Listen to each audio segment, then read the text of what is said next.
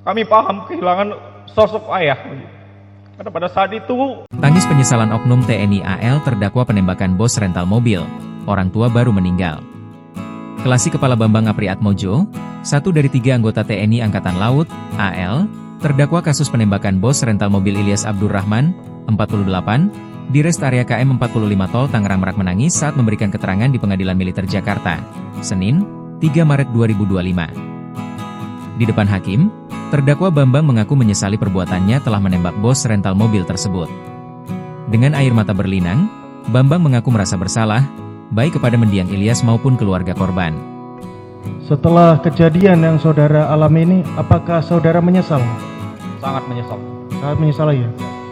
Masih ada keinginan untuk meminta maaf kepada Masih, korban?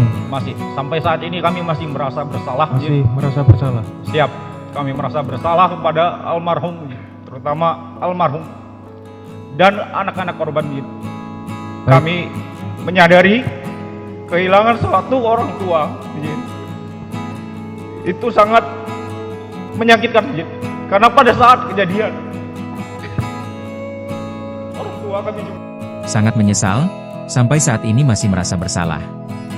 Kami masih bersalah kepada almarhum dan anak-anak korban, tutur Bambang dalam persidangan di Pengadilan Militer Jakarta, dilansir dari Kompas.com, Senin, 3 Maret 2025. Anggota TNI AL ini berharap agar keluarga korban dan korban selamat mau menerima permohonan maafnya. Dia juga mengatakan tidak ada niat membunuh korban. Bambang mengaku memahami sakitnya kehilangan orang tua.